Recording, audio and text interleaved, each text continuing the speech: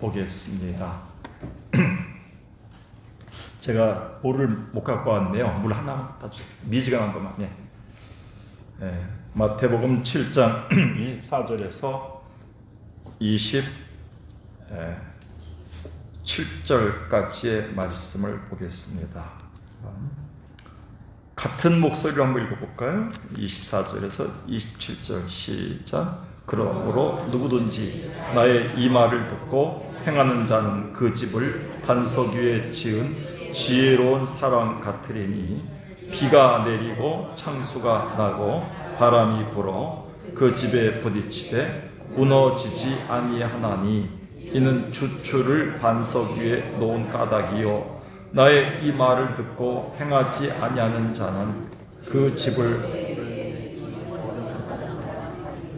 비가 내리고 창수가 나고 바람이 불어 그 집에 부딪힘에 무너져 그 무너짐이 심하니라. 아멘. 우리 인사 안 했던 것 같아요. 옆에 사람에게 권사님 때문에 삽니다. 오늘도 인사합시다.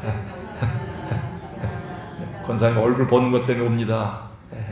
우리 주님이 좀 소소하시겠지만 우리 권사님 얼굴 보는 것 때문에 힘이 납니다. 라고 또 해야 됩니다. 주님은 아시겠죠. 저와 같이 신앙생활을 15년 이상 같이 하셨던 분들은 귀에 인이 박히도록 들었던 내용입니다. 우리에게 신앙을 균형 잡힌 신앙으로 만드는 세 가지 신앙이 있다 그랬죠. 하나님이 나를 창조하셨다는 뭐예요?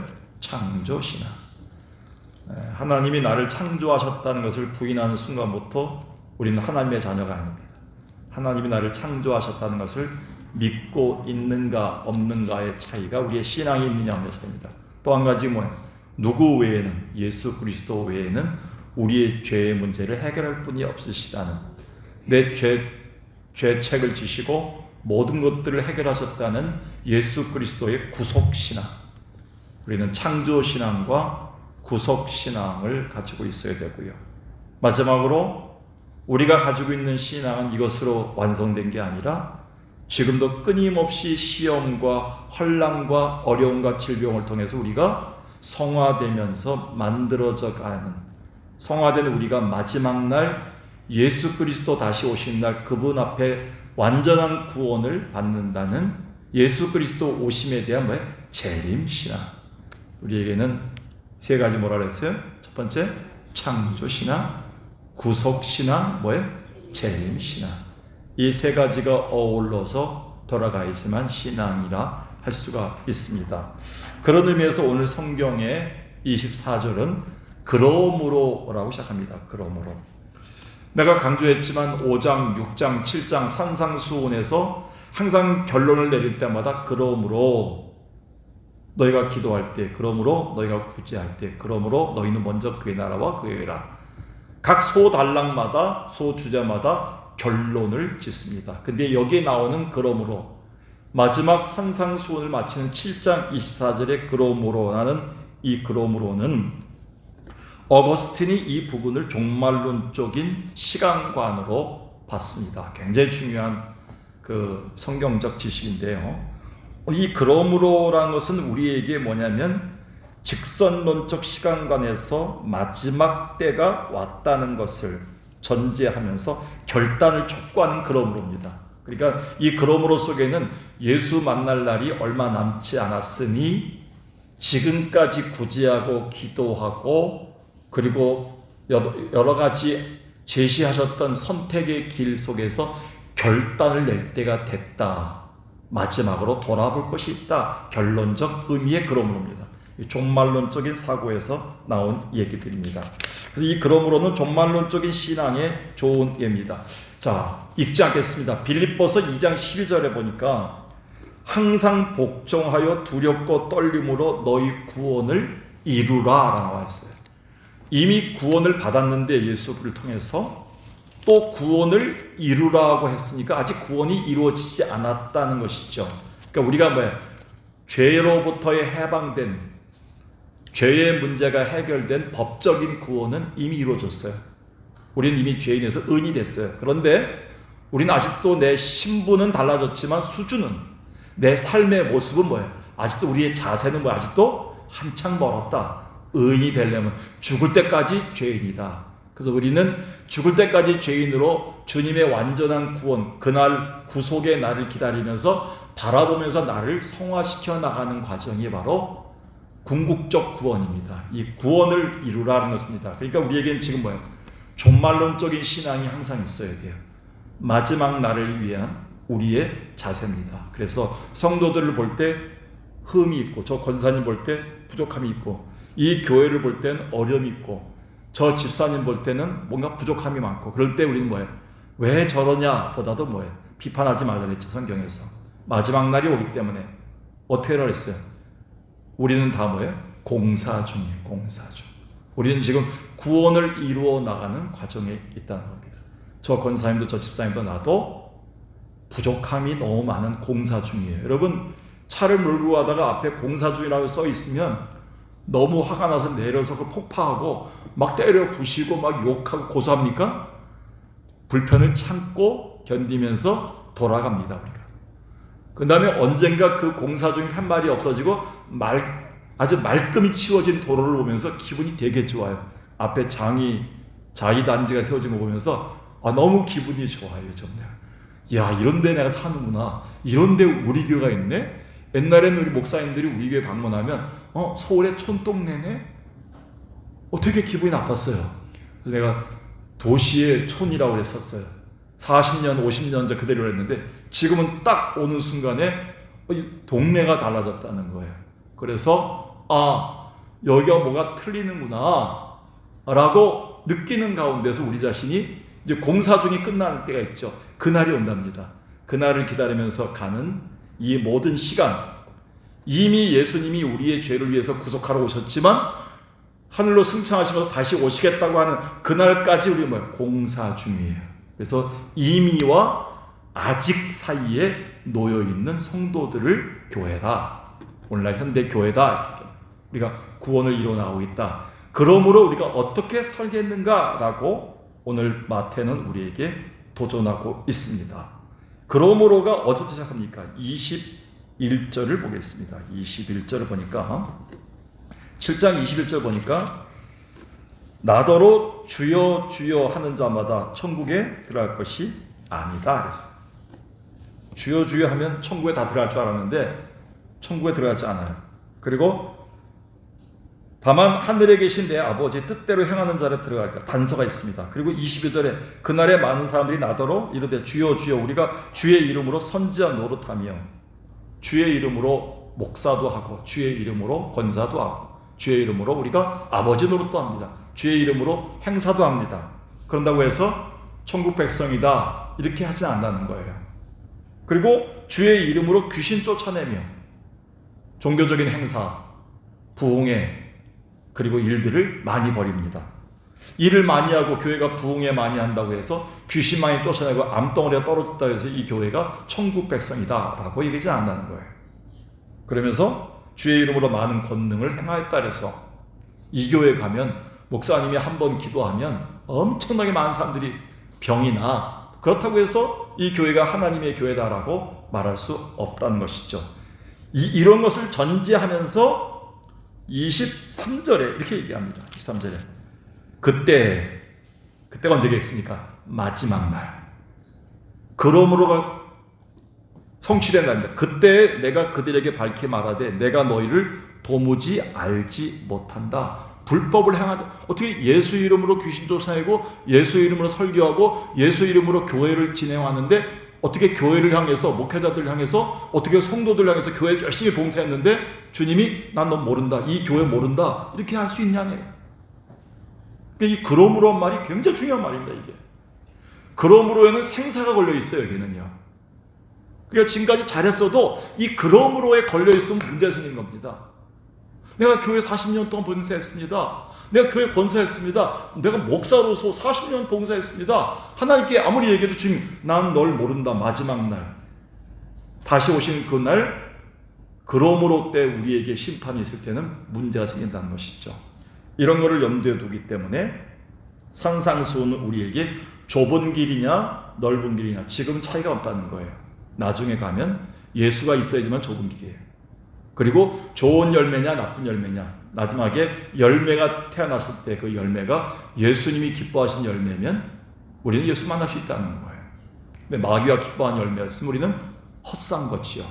마지막 날에 우리가 어디에 서 있느냐, 와르르 무너진, 예수님 오실 때 다 무너지는 모래 위에 서 있느냐, 아니면 반석의 주춧돌 위에 서 있느냐, 이 마지막에 선택, 지혜로운 선택이 어떤가를 주님이 묻고 계십니다. 그래서 고린도전서 3장 10절에 보면 지혜로운 건축자에 대한 얘기가 나오면서, 지혜로운 건축자들은 뭐냐면 하나님의 은혜에 따라 지혜로운 건축자가 되라. 그러니까 똑같이 해도 하나님의 은혜를 가지고 일한 사람은 틀리다는 거예요. 하나님의 은혜로 설계도를 만든 사람의 집이 다르다는 거예요.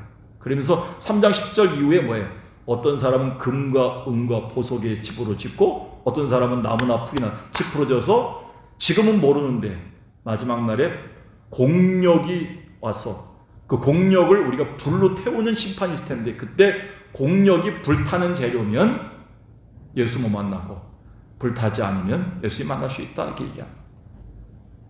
물론 바울은 거기서 공력의 문제를 우리의 어떤 상급의 문제로 다루고 있다고 하지만, 전체적인 의미로 볼 때는 우리의 마지막 날에 문제가 있습니다. 그래서 거기서 바울은 고린도 교회를 향해서 너희가 뭐냐면 이 집이 장차 불타지 않은 마지막 날에 어떻게 평가받을 집인가를 고민하라고 했어요. 그러니까 궁극적 종말론적 신앙을 가르친 거예요.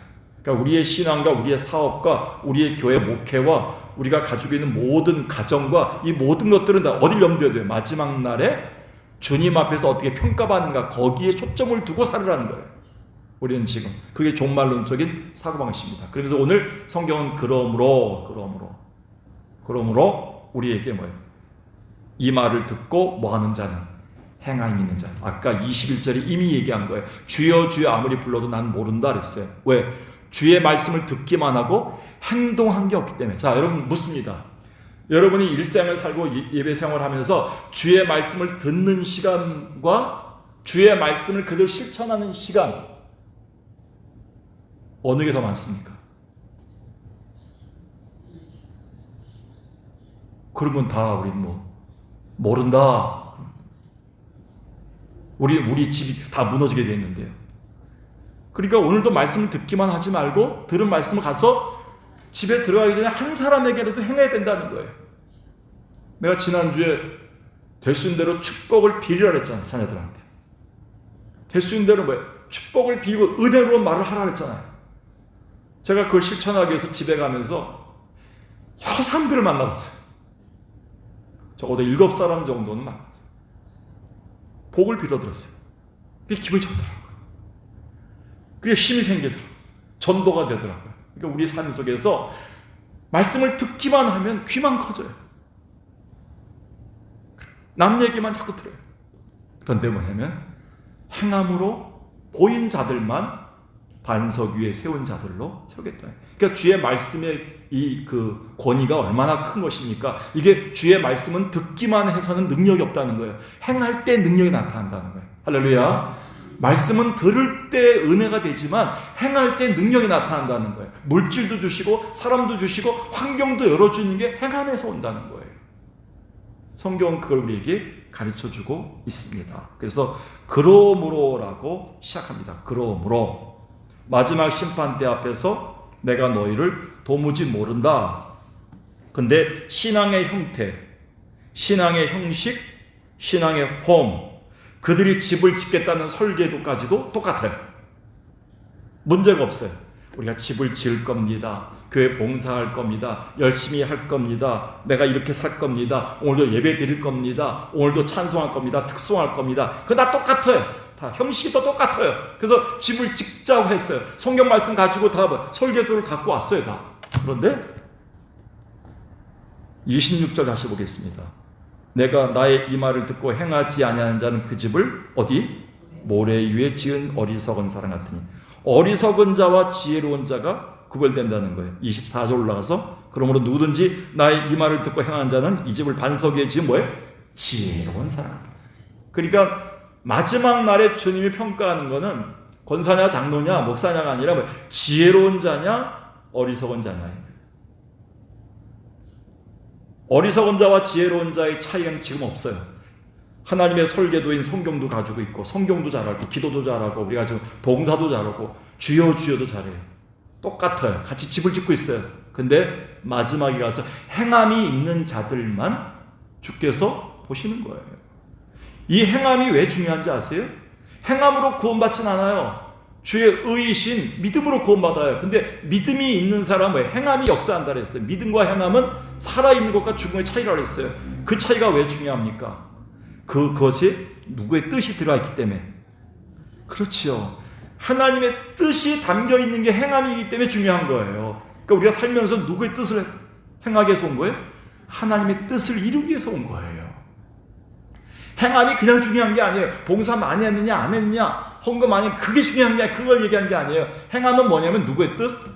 하나님의 뜻, 하나님의 마음. 고린도전서에 하나님의 지혜입니다. 그게 하나님의 마음을 얼마나 알아서 하나님 마음에 맞게끔 살아갔느냐, 그게 행함이라는 거예요. 성경에서. 그런 자들을 주님이 내 아들이다, 내 자녀라 라고 평가하신다는 겁니다. 그래서 여기서 우리는 지혜로운 자인가 어리석은 자인가를 마지막에 진짜인가 가짜로 분별하신 주님을 우리는 고민해야 됩니다. 그래서 신앙은 폼이 아니에요. 내용이에요. 콘텐츠입니다. 우리 한국이 지금 K-팝, K-영화, 그리고 뭐 K-컬처, K-푸드, 한국 음식이 다 팔려요. 한국 고추장이 맵다고 안 먹었었는데 제가 CBMC 거기 예배를 인도하는 거기에 사장님이 계신데 그분이 태국에 지난번에 가서 품평회를 하는데 60명이 모여들었대. 사장들이 계약하자고. 한국의 영향이 대단한 거예요. 고추장이 없으면 안 된다는 걸 아는 거예요. 비빔밥 만들면서 고추장을 갖다 하는 거예요. 간장을 막 푸는 거예요. 한국 음식을 먹으면 영양가가 있다는 거예요. 여러분, 이 모든 것들에 있어서 우리는 뭐냐면 폼이 중요하지 않아요. 우리 한국은 콘텐츠가 있기 때문에, 내용이 있기 때문에 거기에는 뭐 행함이 있었고 거기에는 검증된 것이 있었기 때문에 가능한 거예요.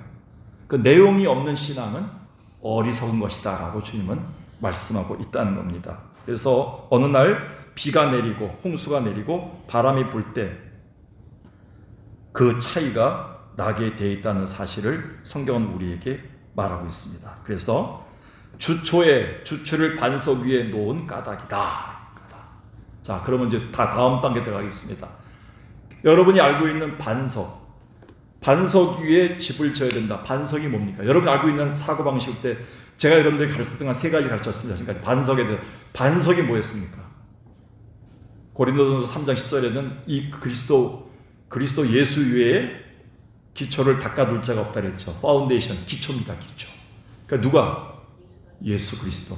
예수 그리스도가 우리 교회 반석이고 예수 그리스도가 우리의 삶의 중심이고 예수 그리스도가 우리 교회의 머리이고 가정의 머리이고 예수 그리스도가 내 삶의 모든 것을 인도하는 대장이 되신다. 그 예수 그리스도가 주춧돌이 되는 것이 반석입니다. 성경에는 또 하나 반석이 있습니다. 오늘 성경에 나온 거 뭐예요? 말씀을 듣고 뭐예요? 행하는 자. 그러니까 말씀이 안에 다져지는 건 뭐예요? 행함을 통해 다져지는 거예요. 그러니까 말씀이 바로 반석입니다. 그게 어디 나옵니까? 마태복음 16장에 베드로가 고백합니다. 주는 그리스도시요 살아계신 하나님의 아들입니다 할 때 그때 예수님이 뭐랍니까? 이 반석 위에 내 교회를 세울 것이다. 음부의 권세를 이기는 권세의 교회를 세울 것이다. 이 반석 위에라지 반석. 이거를 캐토릭 분들은 이제 뭐냐면 베드로가 천국 열쇠 가졌다 그래서 성 베드로 성당을 위에서 보면 이렇게 열쇠로 만들었어요. 그 열쇠 형태. 그래서 베드로가 열쇠에 있는 것처럼, 천국 열쇠에 있는 것처럼 내가 너에게 천국 열쇠를 주노니 이렇게 했던 것처럼 그건 교회에 준 열쇠죠. 천국 열쇠라고 거기에만 관심 두지 말고 이 반석 위에 교회를 세우기가. 반석이 뭐겠습니까? 베드로가 고백했던 뭐예요? 신앙 고백이에요. 주는 그리스도시요 살아계신 하나님의 아들입니다. 장로교회가 굉장히 중요하게 여기는 게 신앙 고백입니다. 사도신경으로 신앙 고백합니다. 전능하사 천지를 만드신 하나님 아버지 우리 주 예수 그리스도를 우리가 뭐야? 믿사오며 그 다음에 성령을 믿사오며 교회를 믿사오며 다시 오심을 믿사오며 그리고 우리 죄사함을 믿사오며 그 신앙 고백의 그게 그리고 성시 교독을 통해서도 하고 하이델베르그 신앙 고백 마찬가지지만 웨스트민스터 신앙 고백을 통해서도 우리가 또 선언하고 장로가 되고 권사가 됩니다. 우리가 이 고백을 합니다. 신앙 고백 후에 여러분은 매주마다 신앙 고백합니다. 예배 시간에 신앙 고백을 하면서 아멘 그렇습니다. 할렐루야 아멘 하면서 신앙 고백 이 고백이 있는 곳에 뭐냐면 내가 교회를 세우겠다. 너희를 세우겠다. 이게 우리 삶의 반석은 예수 그리스도시고 예수 그리스도 주신 말씀을 행함으로 세워지는 게 반석이고 그 반석 위에 있는 뭐예요? 신앙 고백으로 세워지는 것이 바로 하나님의 교회고 성도이다 이렇게 얘기합니다. 이것들을 우리가 염두에 두고 주님은 우리에게 반석 위에 세우겠다 이렇게 얘기했어요. 반석. 근데 모래는 뭐겠습니까? 모래는 그 근본이 없는 거예요. 굉장히 중요하죠. 여러분 말씀 모래 위에 지은 집과 반석 위에 지은 집 차이가 뭐겠습니까? 누가복음 6장을 한번 우리가 볼 필요성이 있지만 6장 내가 설마 누가복음 6장 46절 이후에 보면 똑같은 내용이 나옵니다. 산상수훈 똑같은 내용이 나오는데 모래 위에 지은 집은 차이점이 뭐냐면 반석 위에 지은 집과 차이점이 누가복음 6장 48절에 보니까 깊이 파서 세워라 그냥 깊이 파서. 그러니까 깊이 판 흔적이 있는 게 반석 위에 세운 집이에요. 그러니까 깊이 파려면 뭐예요? 시간이 걸려요, 안 걸려요? 시간이 걸려요. 고민해요, 안 해요? 고민해요. 고민하고 갈등하고 괴로워하고 시험도 당하고 아픔도 있고 여러 가지 것을 거치면서 깊은 고려와 생각과 고민하면서 짓는 집이 뭐냐면 반석 위에 지은 집이에요. 그런데 모래 위에 지은 집은 뭐냐면 그냥 날림으로 짓는 거예요. 지금 당장 지나가기 위해서 지금 당장 좋은 거예요. 당장 지금 예수 믿는 게 좋은 거예요. 당장 내가 지금 저렇게 하는 게 좋은 거예요. 근데 그건 마지막 날 종말론적인 신앙 모습 때 주님 볼 때는 불합격이 될 수 있다는 것입니다. 그래서 반석과 모래의 차이는 그들이 자세히 면밀히 그리고 미래를 생각하면서 그 과정을 중요하게 여기는 겁니다. 근데 모래 위에 지은 집은 현실주의자. 당분간은 안정이고 그리고 당분간은 편안함을 주겠지만 폼만 만드는 거예요. 틀만 만드는 거예요. 틀만. 그러나 생활에서 믿음과 인격이 분리되어 있습니다. 제가 목회하면서 점점 확신하는 게 뭐냐면 신앙은 인격이라는 생각이 듭니다. 인격이 달라지지 않으면 나는 신앙이 헛신앙이라고 생각해요. 굉장히 중요한 거라고 생각해요. 삶이 달라지지 않는 신앙이 어디 있겠습니까? 사람이 변하지 않는 신앙이 어디 있겠습니까? 변할 수 있어요. 나는 안 그렇다 얘기하면 안 됩니다. 나는 인격과 삶이 달라지지 않으면 반석이 될 수 없다고 생각해요. 신앙은 인격입니다. 인격은 신앙입니다. 믿음이 나를 만들어주는 것이 삶의 모습, 나의 마음의 자세일 수가 있습니다. 그래서 우리는 모양만 있는 거, 교회 나오고 주일날이면 옷 입고 나오고 주일날이면 와서 기도하고 주일날이면 찬송하고 주일날이면 이것도 해야 되고 주일날 똑같은 일, 폼은 똑같아요. 근데 나중에 모래인가 반석인가는 주님이 아세요.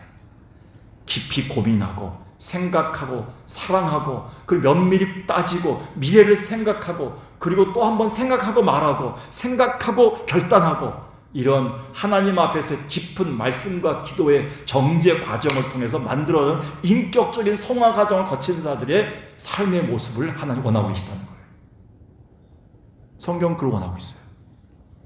근데 우리는 당장 보이는 것, 교회 나오는 폼, 겉에 드러나는 것.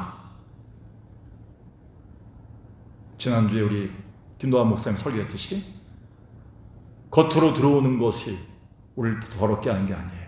손을 씻어야 된다, 뭐 해야 된다, 세례 받았느냐 안 받았느냐, 결례를 행했느냐 안 했느냐, 네가 누구냐, 그 중요한 것이 아니라 속에서 마음에서 나오는 것이 씻겨지지 않으면 안 된다는 거예요. 마음은 인격입니다. 마음은 성품입니다. 예수의 마음가짐입니다. 예수의 보혈이 나를 씻겨내고 걸러지는 관계가 오래 걸립니다. 깊이 파야 합니다. 여러분 힘들지만요, 깊이 파세요. 시간이 걸리더라도 깊이 파셔야 됩니다. 기초는요. 그게 무너지지 않는 겁니다. 그래서 누가복음 6장 48절에는 깊이 파서 묻는 집을 얘기합니다. 반석이.